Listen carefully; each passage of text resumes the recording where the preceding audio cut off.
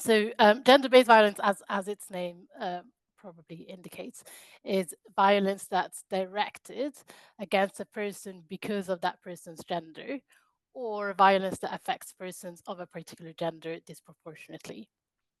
So the most typical examples that we see in, I suppose, in general, but also in immigration and asylum cases, are sexual violence, forced marriage, female genital mutilation, also known as FGM, domestic abuse, honor crimes, forced abortion, forced sterilization, forced prostitution, trafficking, modern slavery. So it's quite a wide range of things that can be considered gender-based violence. In terms of the definition of a refugee, I think that most people that are here with us today will know what that is. So we're not going to dive in too much into it, but we thought that it would be helpful just to make sure that we're all on the same page. So the definition of the refugee comes from the 1951 Refugee Convention. It's the very first article. And what it says is the term refugee should apply to any person who, owing to a well-founded fear of being persecuted for reasons of race, religion, nationality, membership of a particular social group, or political opinion, is outside the country of his or her nationality and is unable or owing to such fear unwilling to avail himself or herself of the protection of that country. So just breaking that down, there's 6 elements really that one needs to show to meet the definition of being a refugee.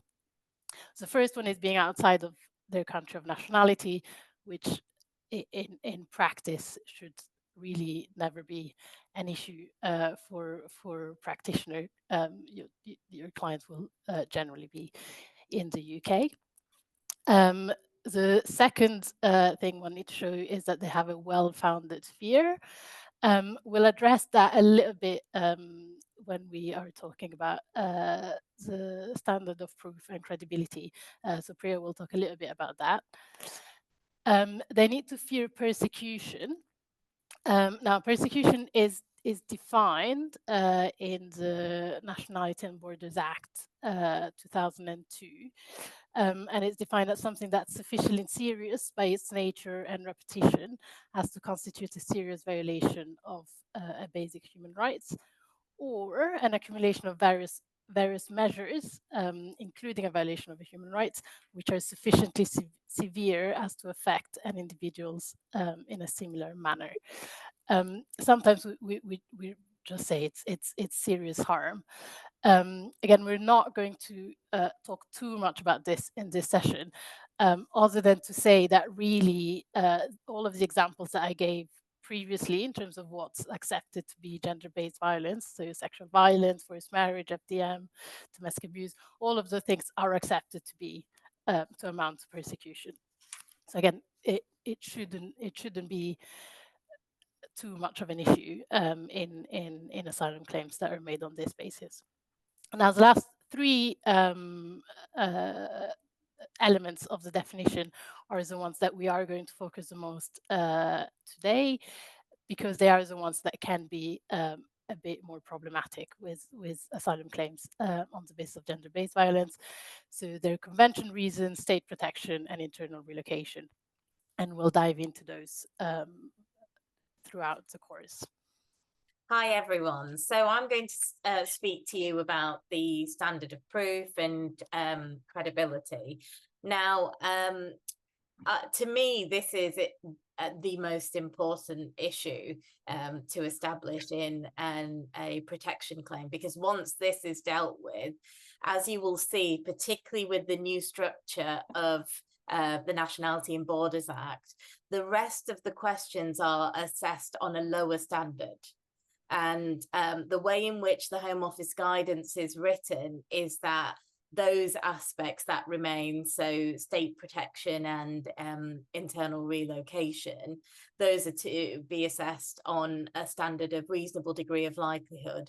And they set out specific guidance as to why that is the case. So you are making great advances in your client's claim if you can establish credibility. Now, the standard of proof has changed for claims made since the 28th of June 2022. For those of you that have been working in immigration and asylum for quite some time, you will know that it was long the case that the standard of proof was reasonable degree of likelihood. It was always described as a very low standard of proof. But that now only applies to asylum claims that are made before the 28th of June 2022. Now, that standard of proof for claims made before that date applies to all of the questions to be answered under the Refugee Convention. So, is someone credible? Do they have a fear for a convention reason? Are they at real risk? Will they be able to obtain state protection? Can they internally relocate?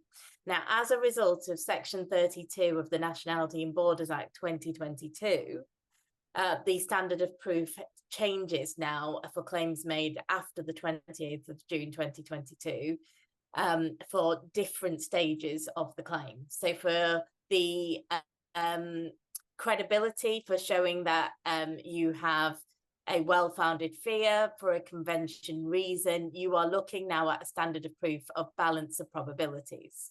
For the rest of the claim, which is whether or not they are going to be at real risk, whether they will be able to obtain state protection, whether they'll be able to internally relocate, we return back to the lower standard of reasonable degree of likelihood. Now, there is specific guidance on claims made before the 28th of June 2022 and claims made after that date. And I've put in the links to both of those policy guidance documents for you. And they do spend some time talking about the differences. So for those of you that are dealing with a claim that raises these differences, it is certainly useful to go through and read those in full. Okay, so I've set out in full Section 32 of the Nationality and Borders Act 2022. And I think it's important that we go through this in some detail. So, subparagraph 1, in deciding the purposes of Article 1A2 of the Refugee Convention, whether an asylum seeker's fear of persecution is well-founded, the following approach is to be taken. So the decision maker must first determine on the balance of probabilities whether the asylum seeker has a characteristic that would cause them to fear persecution for reasons of race, religion, nationality, membership of a particular social group, or political opinion. Or they've got such a characteristic attributed to them by an actor of persecution. So that means that they're perceived to have one of these characteristics. So it might be that there's an imputed political opinion. An example of that is where somebody's father is politically active, and in turn it's believed that that applicant as their son also holds the same political opinions. That's a characteristic that's been attributed to them. I could give more examples, but I think you'll get the gist of it from that. So we're looking at that issue on the standard of balance of probability.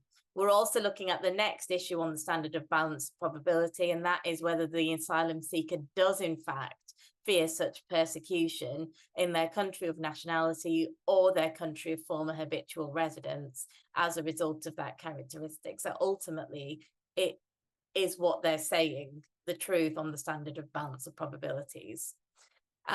As part of that, Section 8 is mentioned. So for, again, those of you that are familiar with asylum claims, Section 8 of the Asylum and Immigration Treatment of Claimants Act 2004 talks about behavior that is damaging to a claimant's credibility. So, for example, if they have passed through what is regarded as a safe country and they've not claimed asylum there, that will be taken to damage their credibility unless they've got a reasonable reason for not having done so, or there's been a delay in claiming asylum, for example. So as part of assessing a credibility and whether somebody in fact does hold such a well-founded fear of persecution, that is taken into account. Okay, Then we move on to subsections 3 through to 5. Now, what is said is subsection 4 applies if the decision maker finds that they have got that characteristic that's been mentioned above and they do fear persecution. As you will see from the case law that we go on to talk about in the next slide, if the answers to, sorry, Gabriella, if the answers to 1 and 2 are taken against the client, you're not meant to stop there. You are still meant to go on to consider the questions 4 and 5. Although subsection 3 does make it sound like it's only if you answer those first 2 questions that you move on to the rest of it. Okay, so subsection 4 is whether the decision maker must determine whether there is a reasonable likelihood that if the asylum seeker were returned to their country of nationality or former habitual residence, they would be persecuted as a result of the characteristic and they would not be protected. So we're looking there at state protection. And that is on the standard of reasonable likelihood. You can see that specifically mentioned in subsection 4. Then what's said in subsection 5 is the determination under subsection 4 must also include a consideration of the matter mentioned in section 35, and that is internal relocation. Now, Nath is going to lead you through internal relocation, but again, that's assessed on the standard of reasonable likelihood. Hopefully that is all clear to you. Now, I want to highlight a few things to you. The guidance documents that I put in the earlier slides, they make clear that whilst we've got different standards of proof, the actual assessment still has to take the same approach. So there's to still be a holistic assessment of the claim. Everything should be considered in the round. What needs to be considered ultimately is, has the applicant given sufficient detail? Is their claim specific enough? Are they internally consistent? Are they coherent? Are they consistent with general country information? Are they consistent with any other evidence that they have provided? The guidance documents also make clear that the factors that impact an individual's account remain the same. So their testimony and their disclosure and the way in which they give their evidence could be impacted by several factors. And that includes age, gender, sexual orientation, physical and mental health, the capacity of human memory, learning difficulties, disabilities, emotional trauma, level of education, their social status, their culture, ability to express themselves, cultural differences, feelings of shame, painful memories, fear, including fear of officials because of experiences that they've had, passage of time since events, and the context in which events described took place. It also talks about shame, distress, embarrassment, humiliation.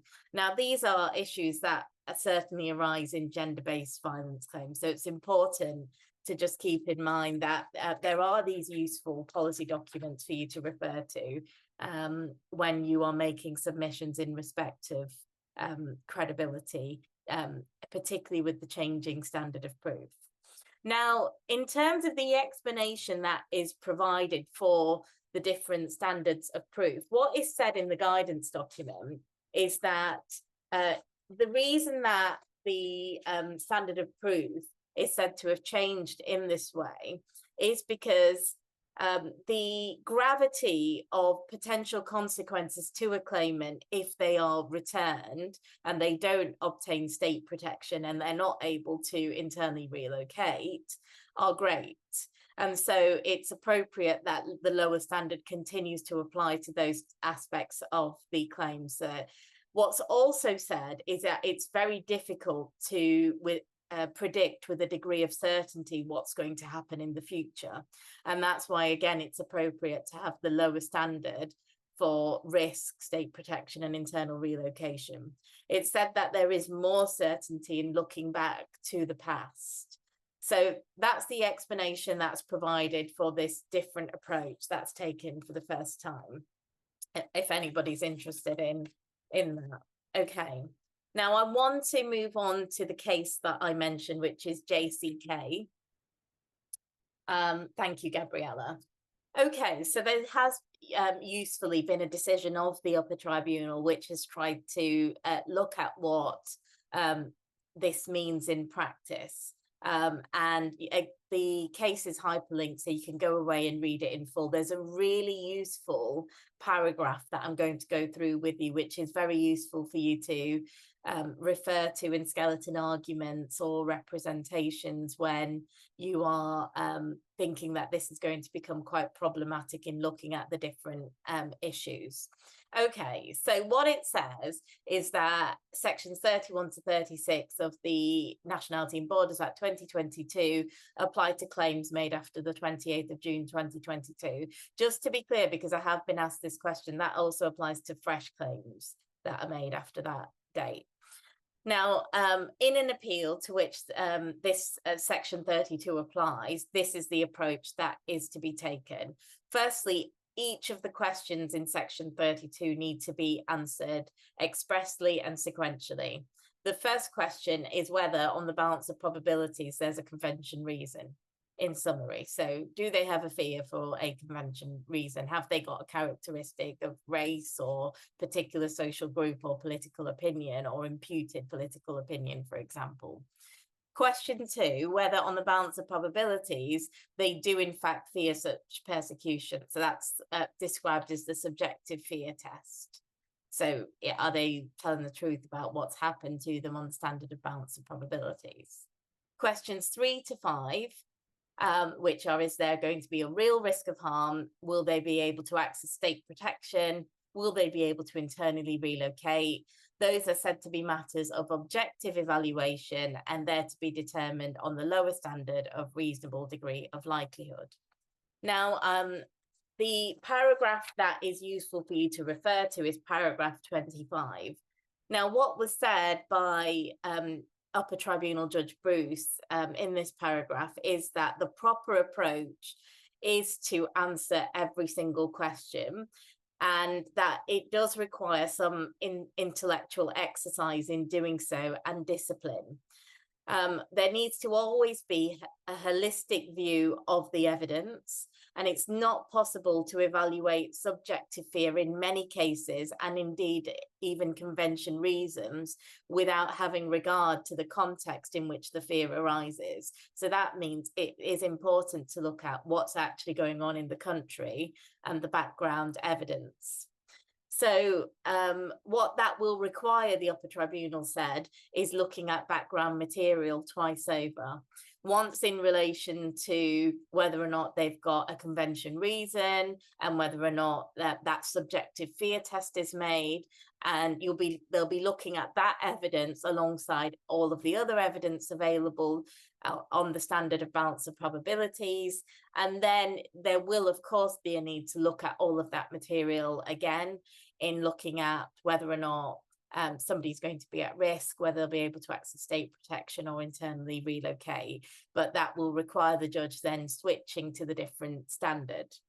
And in terms of the specific question that I raised earlier about whether you move on to subsections 4 and 5 because of the way subsection 3 is drafted, what was said in paragraph 26 of this decision is that the belts and braces approach is the correct one, that all aspects of section 32 should be answered, particularly in cases where there are onward appeal rights.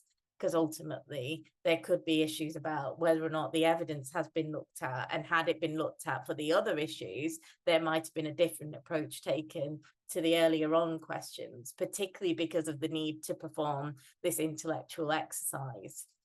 Okay. All right, so hopefully that's helped to clear that up. Now, if we could just move on to the next slide, Gabriella. I want to highlight to you some other guidance that might be useful to you when you are making arguments about credibility. That is the guidance on asylum interviews. Just a few things that I want to flag to you. Some of you will no doubt be very familiar with this guidance. But pages 8 to 9, they talk about asking appropriate and focused questions to encourage full disclosure and gather relevant evidence. Giving a claimant an opportunity to explain everything that appears to be implausible or inconsistent, making vulnerable clients aware of support services, particularly where there are concerns about their health or where they've experienced violence. So the reason that I'm flagging this is that after an interview, you might want to make further submissions. And in doing so, it's really important to be aware of what the asylum interview guidance actually says and whether or not that guidance has been adhered to in the way that the interview has been conducted. You might have some really useful things to say about the approach that should be taken to questions and answers in the interview if it's not been in line with the guidance. And that will be important to issues taken against your client or how things might be decided for your client. Also important, of course, when you're making submissions before a tribunal. Page 15 talks about how you might be able to request video conferencing for a client if that's appropriate in a case they might have real fears of going to a Home Office interview in person. Also want to highlight to you the possibility of requesting a male or female interpreter or interviewer. Page 22 talks about how there can be a friend or a companion who's there for emotional support. It does make clear that they're not to intervene, they're not to be an asylum seeker themselves or to have influence over the claimant or to be legally qualified. They're there really for emotional support. But for some clients, particularly the kinds of ones that everybody here might be dealing with, that might be a really useful tool that assists them in helping them to feel supported and giving their best evidence. Just a reminder, page 27, as a matter of policy, all substantive asylum interviews should be recorded. Page 38, in the interview, what the Home Office is supposed to be doing is giving an individual the opportunity to clarify inconsistencies, that's inconsistencies with the screening interview, inconsistencies that have come up in writing, inconsistencies with country evidence, or claims that just don't make any sense. And they should also be focusing on material facts. It specifically said that there should be avoidance of prolonged and exhausting interviews. And the point of the interview is to establish the background to the way in which the individual lived and worked and what's happened to them. So just important to sometimes remind of that, particularly where you might have multiple requests for interviews, which are, of course, increasingly common. Talks about how sensitive issues should be explored at page 41. That's really useful and worth you going away to read in full. And then for those of you that are dealing with gender-based persecution, have a look at pages 56 to 57. It talks about how they should be asking questions about the gender-based persecution, that it should be information regarding the events leading up to the event and after the act, together with the surrounding circumstances, and that it's inappropriate to obtain details of the act itself. Just also the ability to submit further evidence, page 62. No set period for making further submissions. So if you need time to do that, you should certainly request it. Also want to highlight to you, sorry, Gabriella, if we can move on to the next slide. So there are also practice directions and guidance in the tribunal about dealing with vulnerable and sensitive witnesses, about how they should only have to attend as a witness and give evidence if their evidence is necessary to enable a fair hearing and their welfare would not be prejudiced by doing so. So if there's going to be harm to an individual's health by them giving their evidence, that's something to flag to the tribunal.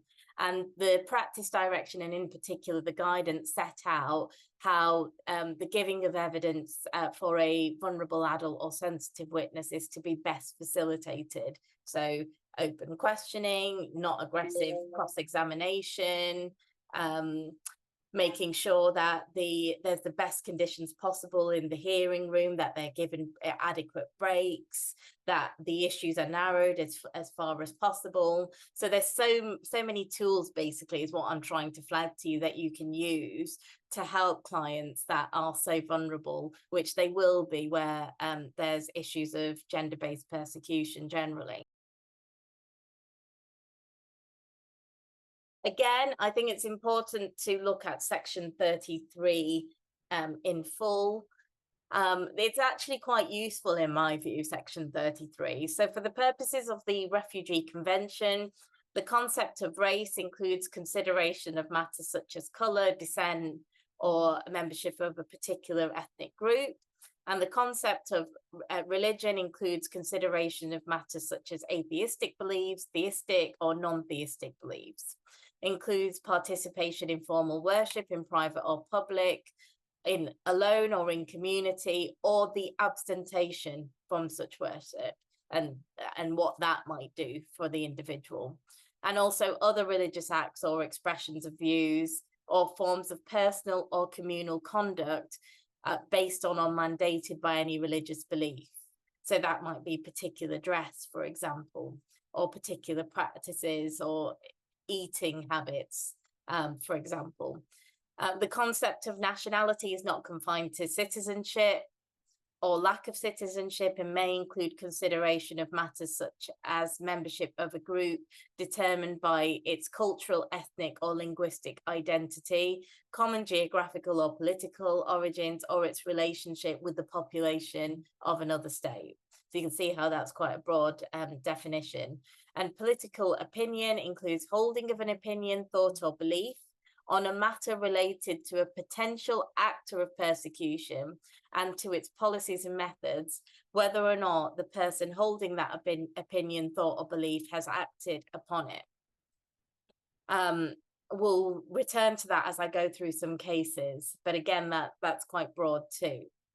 Now, particular social group, and for gender-based claims, this is often what we're arguing, that is given a new definition through Section 33 of the Nationality and Borders Act.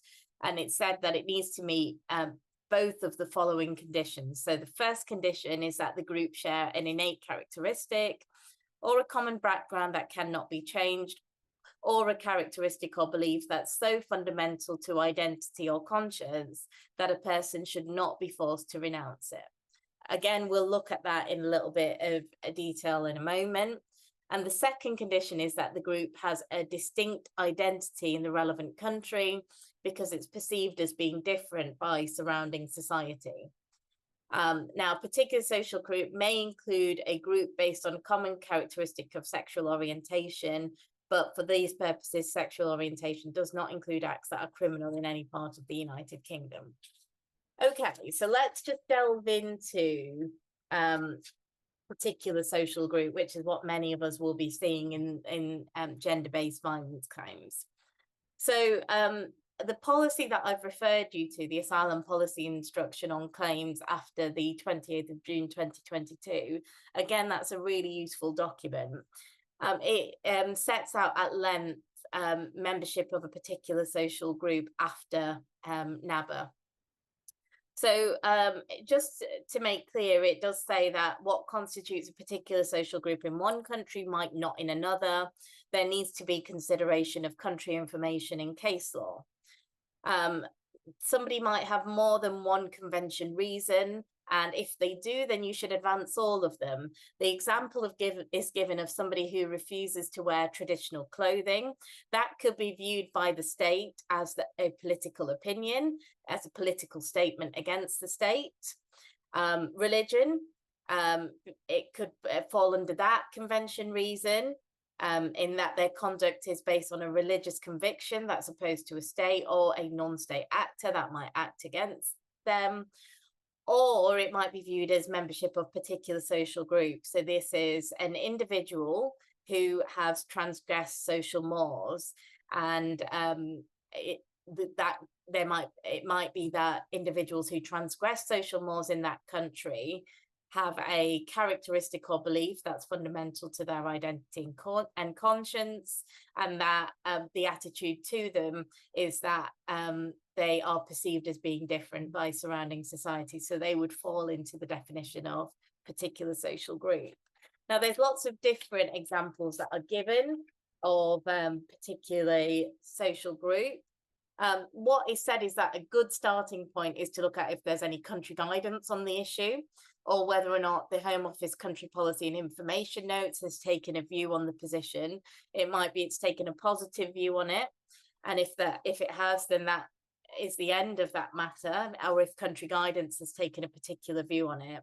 Now, if the Home Office Country Policy Information Notes have taken a negative view on that matter, and they, for example, say that men who have been trafficked in Albania do not form members of a particular social group, you might want to make arguments that that is incorrect. There isn't any case law, for example, on that issue. You might want to look at country information that's available, or instruct country experts to ask them to answer the questions in section 33 at subsections 3 and 4.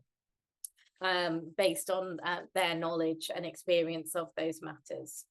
Now, really importantly, what is said in the guidance is that members of the group don't have to have anything common other than their immutable characteristic, which distinguishes them from the rest of society. So it can be quite broad. It could be as broad as just women in the country, or the LGBT community in a particular country. And it's not necessary to show that every single member of that group would be persecuted, because that would in essence be saying that all Christians in a particular country would have to be persecuted for an asylum claim to be made out on the grounds of religion.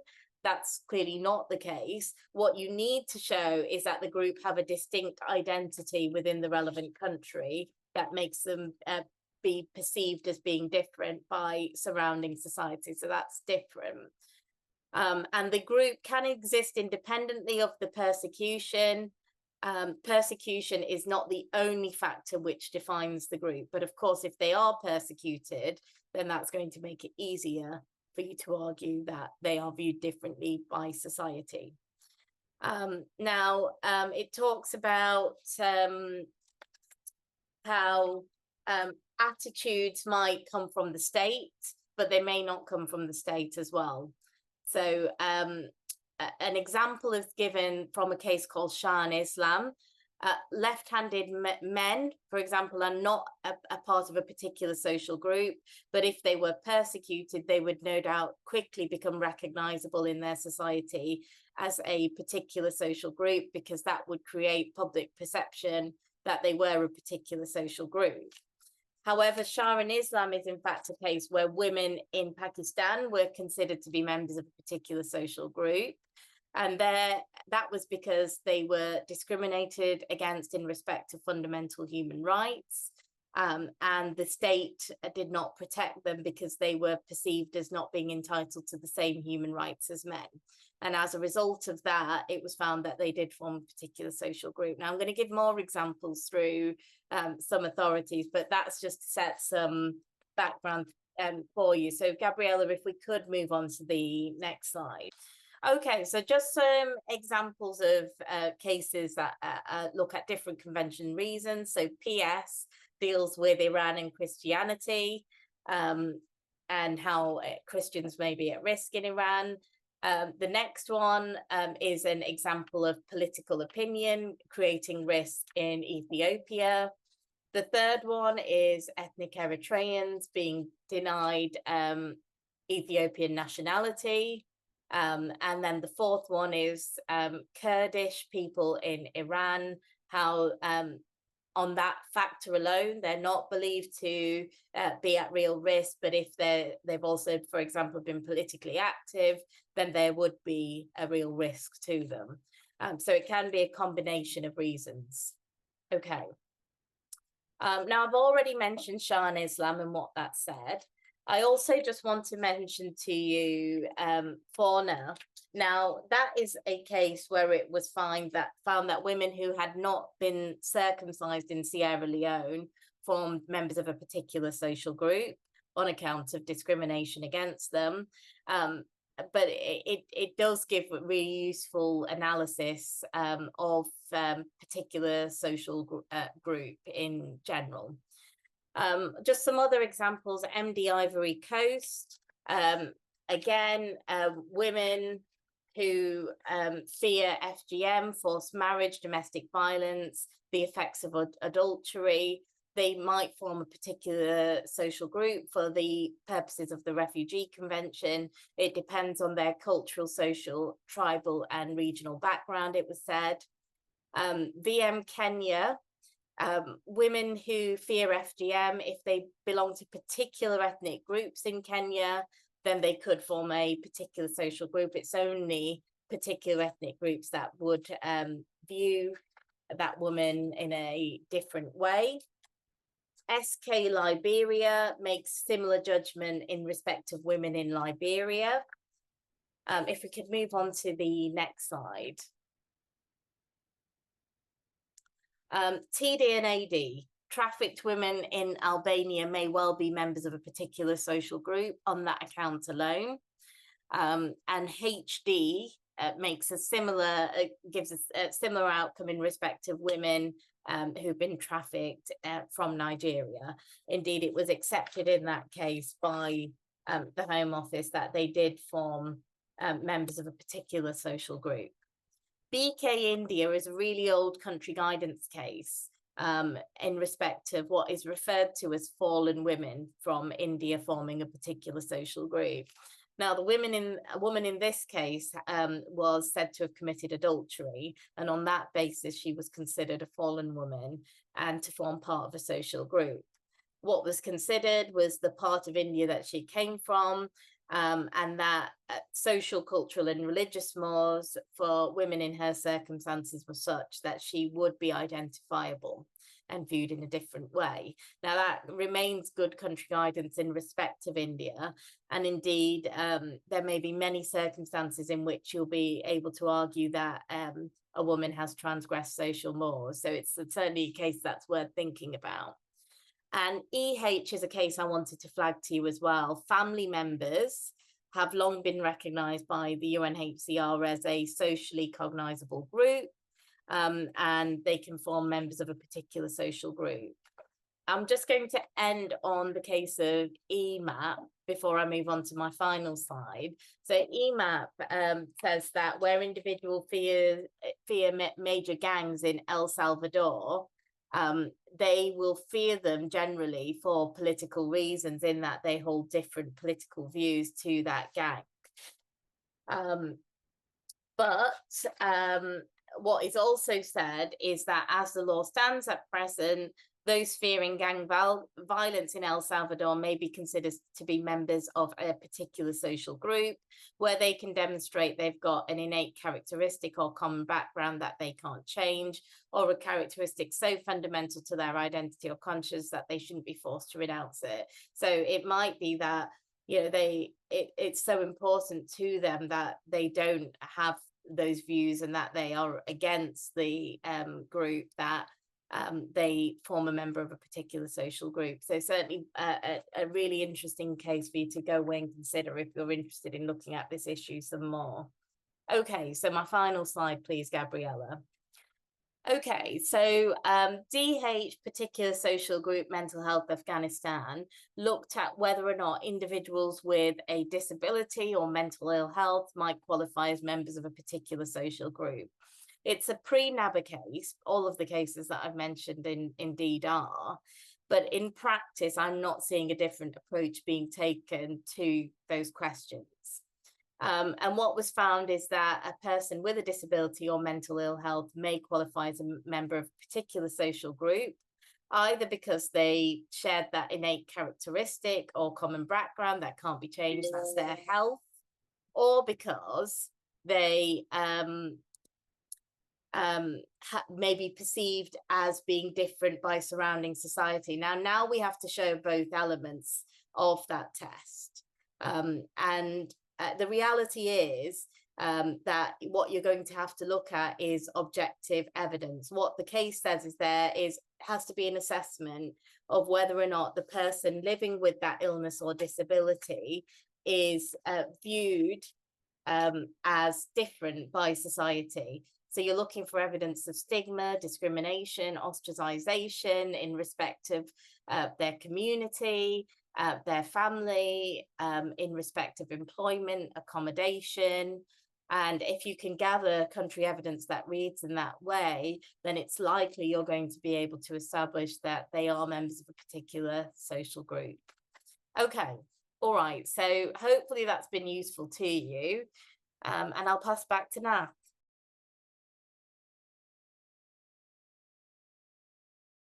So yes, we're going to look at state protection. The first slide you've got here is the definition of state protection. So it has been defined in the NABA Act 2022. And what it says is that protection from persecution can be provided by the state or any part or any party or organization, including any international organization controlling the state or a substantial part of the territory of the state. And it goes on to say an asylum seeker is to be taken to be able to avail themselves of the protection from persecution if the state, party, or organization mentioned in subsection 1 takes reasonable steps to prevent the persecution by operating an effective legal system for the detection, prosecution, and punishment of acts constituting persecution, and the asylum seeker is able to access the protection. So just honing in a little bit into the definition. So it does talk about states and state actors. And in the guidance that PRIYA has mentioned earlier around assessing asylum claims by the Home Office, they go a bit more into what they mean by the state. So they confirm that it's those acting with the authority of the state or parts of the state, and it includes central government, which is the executive, legislature, and judiciary, but also the machinery of central government, so things like civil service, army, security, police, and then state-controlled organizations. There's also a point that's, I think, quite interesting and potentially relevant in GBV cases, which is when you've got a state actor, so let's say a policeman, who has been engaging in conduct that's not sanctioned by the law. The question is, how does the state react to that? And the guidance basically say that there's a distinction between abuse, which is authorized and tolerated, and the actions of a rogue official, which are not. And they give the example of, for example, a policeman who rapes a woman. They may not be acting in accordance with government policy, but if the state doesn't take responsibility for that behavior or doesn't do anything to protect its citizens, or kind of condone that those actions, then you can argue that it's not protecting citizens from state persecution. So if you've got cases where the persecuting actor is a state actor, even though they're not acting in their capacity as a state actor, you might still be able to argue that it's the state, depending on how the state has responded to it. But there's, aside from that, there's really two points in the definition that can be a bit problematic. And if we move on to the next slide, Gabriella. So what the definition says is that the state is taking reasonable steps to prevent persecution by offering an effective legal system. And those two elements of the definition, reasonable steps and effective legal system, can be a bit tricky in practice. There's been a case called Horvath that is really quite old, it's 25 years old, but continues to be the main case around state protection. And what the House of Lords said at the time was that states cannot protect everyone everywhere at all times. So the test as to whether a state is able to offer protection cannot be whether they everyone is protected. I mean, even in countries where you don't that are not generally considered to be countries from where asylum seekers come from, because it's generally considered to be safe. Um, Crime does happen, and the state is not able to protect every citizen from that. So, what the test is are there effective systems of protection? Um, and quite often I have found in cases the Home Office will kind of use quite general country evidence saying, there's been advancement in the protection of women. There are some shelters.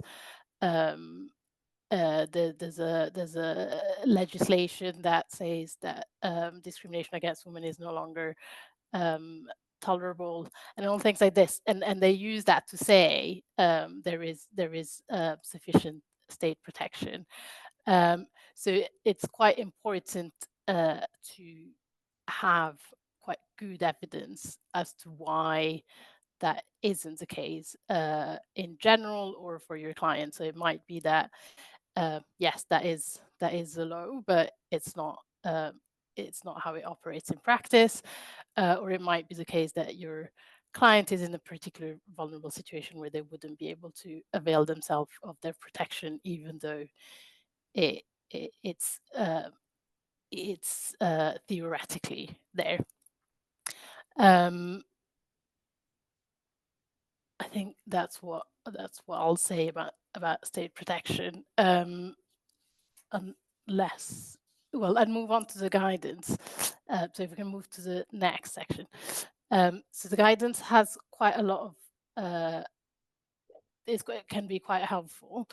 And this is again the same guidance that PRIYA has referred to earlier on.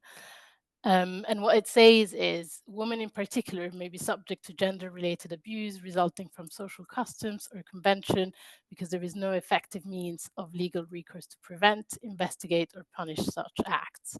Such failure of state protection may include, but are not limited to, legislation, for example, marital rape exemptions in law. So, case um, countries where rape within a marriage is not considered to be a crime. Lack of police response to pleas for assistance, reluctance, refusal, or failure to investigate, prosecute, or punish individuals, encouragement or toleration of particular social, religious, customary laws, practices, and behavioral norms, or an unwillingness or inability to take action against them. So again, quite helpful guidance to confirm that in some countries the social customs are such that women are going to struggle to access state protection. They give the example, so for example, the state may make illegal an act that can amount to persecution, such as female genital mutilation, but continue to condone, tolerate, or ignore the practice, or be unable to put an effective end to the custom because of its widespread cultural acceptance and reluctance of the local population to report incidents or support police investigations. So in summary, what you want to do in cases of GBV, especially where the act of persecution is not the state, is look not only at what in theory is the level of protection offered by the state, but what is it in practice? Are women able to access it? And does the state condone it or not?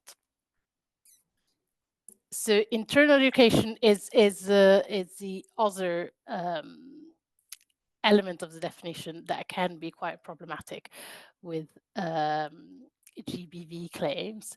And that's because often what you'll have is, again, the actor of persecution is not the state, but an individual, maybe family members. And especially in larger countries, what the Home Office will say is, well, fine, we accept that you are at risk in your place of origin where your family is, but you can go to another part of the country. So that's what one has to try and show it is not the reality. So it's defined at Section 35 of the NAB Act.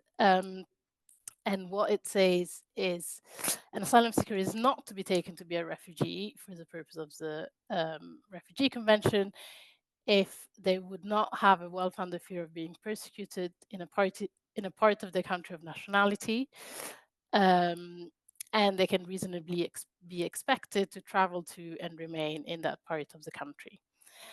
It then goes on to say, in considering whether an asylum seeker can reasonably be expected to travel and remain in a part of a country, a decision maker must have regard to, one, the general circumstances prevailing in that part of the country, and two, the personal circumstances of the asylum seeker. They must disregard any technical obstacles relating to travel to that part of the country. I think it's going to be quite rare that the only issue is the technical obstacle of travel.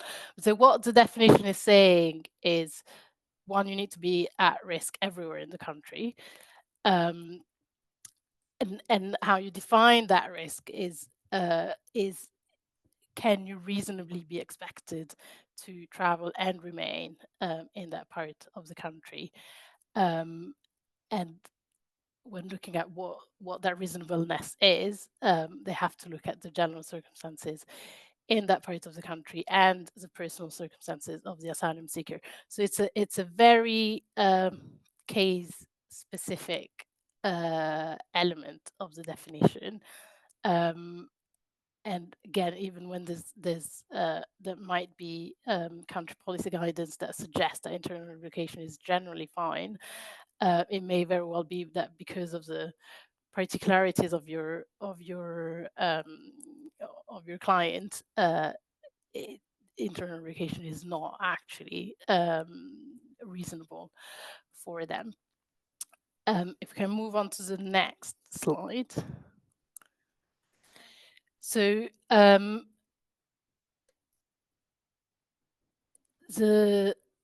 think the first point, sorry, that slide. I think the first point is a mistake that relates still to state protection, so ignore that. But the two case studies, the two cases that we have highlighted for you are again quite old, from the House of Lords. So yeah, almost both of them almost 20 years old. But again, they remain the most relevant cases when we think about state protection. So the first one is Januzzi, which the House of Lords said at the time is that the question that one needs to answer is relocation unduly harsh, taking into account the circumstances of the individual applicant? And then they looked into what reasonableness meant. And they say they had to look at the UNHCR guidelines on international protection, which at the time were from July 2003, but there's newer ones now. But what one is looking at is there respect for fundamental human rights, in particular non-derogable rights, economic survival, including issues of access to land, resource protection, family links, or a social safety net, trivial or cultural difficulties, or conditions of severe hardship. So again, it is the general conditions, but also the specific circumstances of the individual. And AA Sudan really was just confirming the need for holistic assessment. Yeah, so that's the two cases that are the most important when we look at internal relocation. And if we move to the next slide, the guidance is again really quite helpful when looking at internal relocation. So when they're thinking, how do you assess what's reasonable and what's not?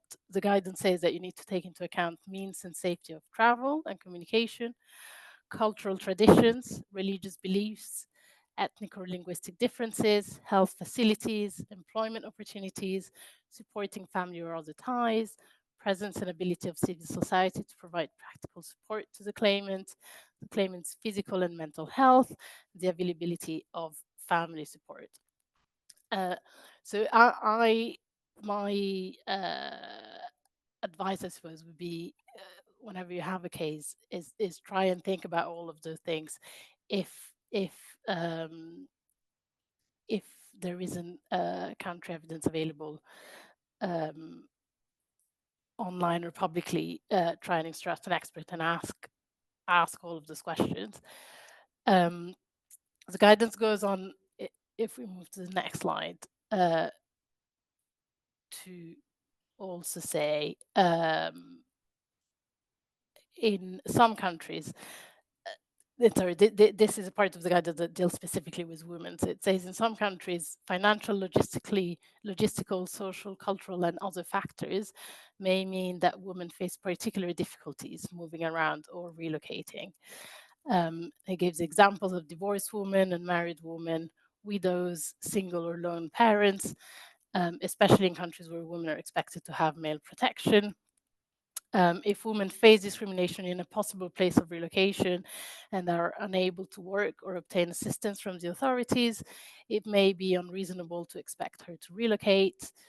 Whereas the fears of members of a woman's family, relocation is clearly not appropriate if the situation she would be placed in is likely to leave her with no alternative but to seek her family's assistance and thus re-expose her to persecution or a real risk of serious harm.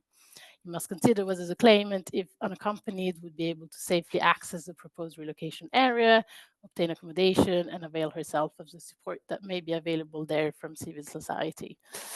So really helpful, kind of common sense, but really helpful guidance to refer the Home Office back to. Especially when, again, they're trying to use quite generic country guidance that suggests that internal relocation is fine because there's no issue. Often they talk about just freedom of travel. And in a lot of GBV cases, it's not really going to be about are you able to access that area. It's going to be in practice, are you able to survive as a woman who might not have any family support, might have transgressed social norms, and that's not acceptable in any part of that country. And in practice, will they be able to get accommodation? Will they be able to get employment? Do they have the means to actually survive? And unfortunately, for a lot of our clients, the answer to that is going to be no. So the internal relocation will be met. So in terms of evidence, one, I'm referring again to the same policy guidance as before, which again has something quite helpful to say. And this is a part of the guidance that relates specifically to gender-based violence claims. And what it says is claims of this nature are often particularly difficult to substantiate for several reasons. For example, the harm often takes place within the private sphere. It may not be unlawful or considered wrong in the claimant's community or country of origin, or an inability to access police protection or medical treatment. These claimants are unlikely to be able to provide documentary evidence to support their claim. It's likely that greater reliance will therefore need to be placed on their oral testimony and consideration of benefit of the doubt. The shame and trauma that a person has experienced as a result of gender-based harm may, however, result in their oral testimony being less than complete, coherent, or consistent. So very helpful in two ways. The first one is it confirms that you will have claimants who just have absolutely no evidence other than their testimony. And secondly, even looking at their testimony, it may be that it's not consistent or coherent, and that shouldn't necessarily be fatal to their claim, because it might be that that's related to shame or trauma, which I think someone had asked a question about earlier. So, I suppose the same process in response to Gabriella's question earlier around do they follow this guidance or not? But very helpful to know that it's there, and have it in mind yourself, but also mention it if that is a question asked.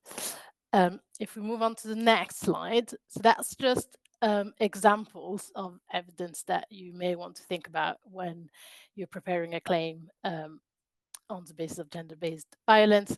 And of course, there'll be cases where there's other evidence, and cases where not all of this evidence is needed. But I'd say in general, the first piece of evidence that you'll want is a witness statement. And again, this is particularly important in cases where there is no other evidence. And so it all relies on what the person is saying in their account.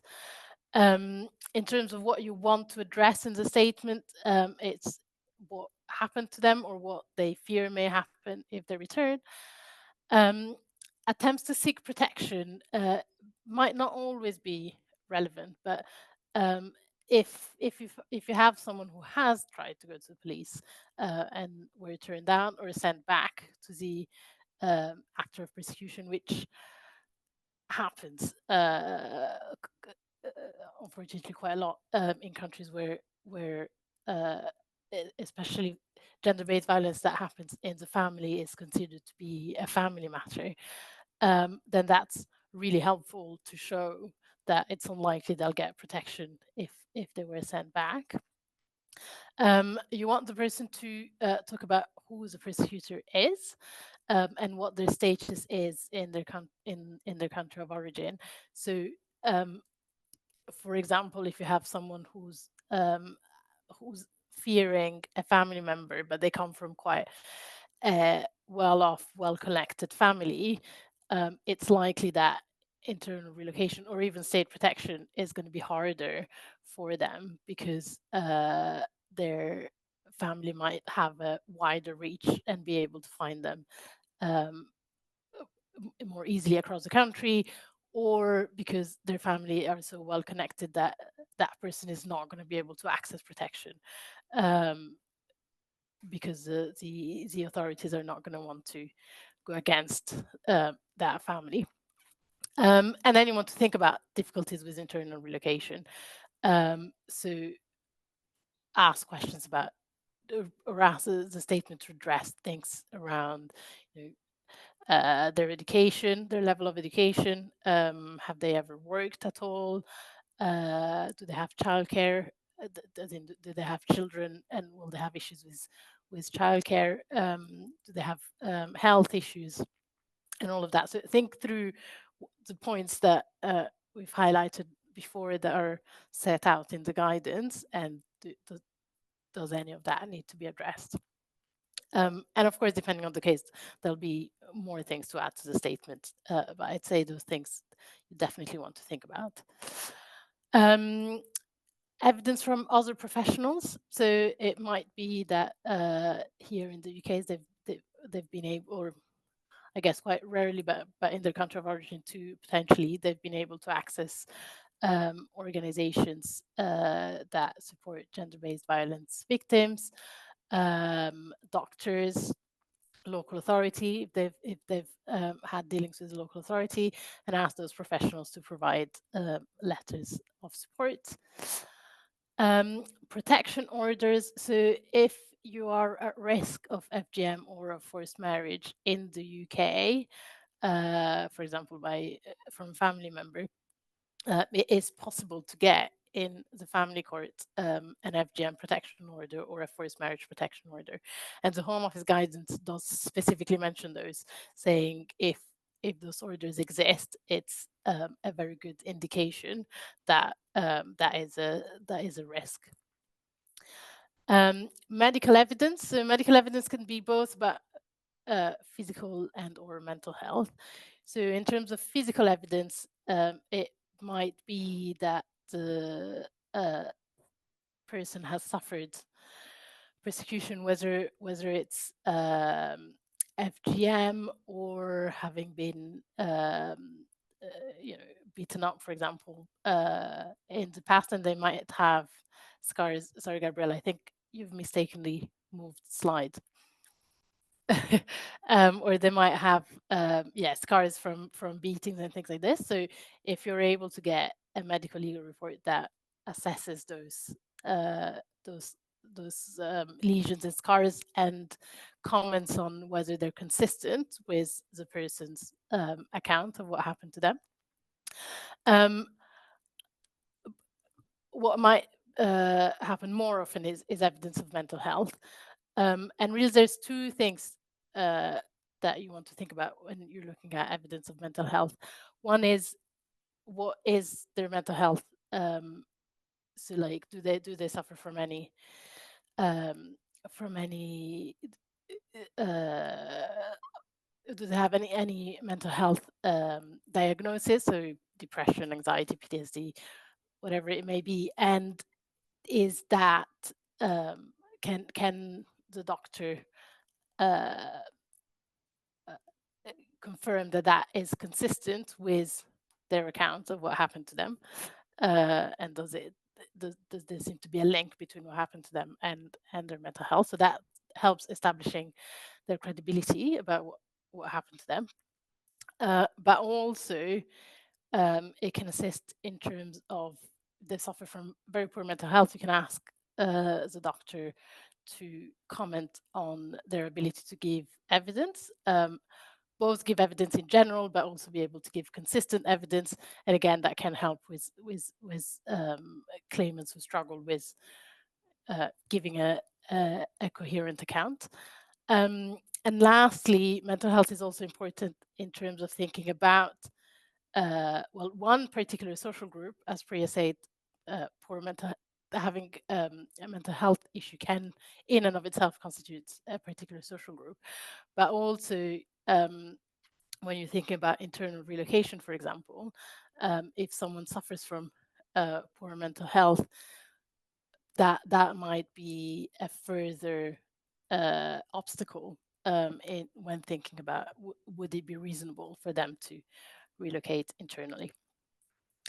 And then lastly, country of origin evidence. So as I hope will have been clear throughout the course of today, these are very case-specific cases, and what the situation is in the relevant country of origin will be really important to assess and look at. So you can have the CPIN stands for country and policy information something. Anyway, they are the Home Office guidance that they issue on some countries and some type of cases. So there's some countries where they've got a CPIN on people fearing gender-based violence. So that will always be the first thing you want to look at is there a CPIN and what does that CPIN say? If the CPIN is helpful to your case and confirms what you want it to confirm, then more often than not, that's all that you need. But if the CPIN is not helpful, then you'll need evidence that counteracts that, whether it is because we've moved on from that CPIN or because we might accept that the general conditions are that, but your client has some particularities which mean that the CPIN shouldn't be followed. One other country of origin document that I haven't mentioned in the slide, but that's quite important to always check whether or not there is country guidance cases. So this will often be cases by the upper tribunal, and they usually arise out of one particular person, but then they're then considered country guidance, meaning that any decision maker is meant to follow that country guidance unless there's very compelling evidence that they should depart from that. So again, if the country guidance case is helpful to your case, then great. If it's not helpful to your case, then you're going to have to put forward evidence that set out why it shouldn't apply to your case.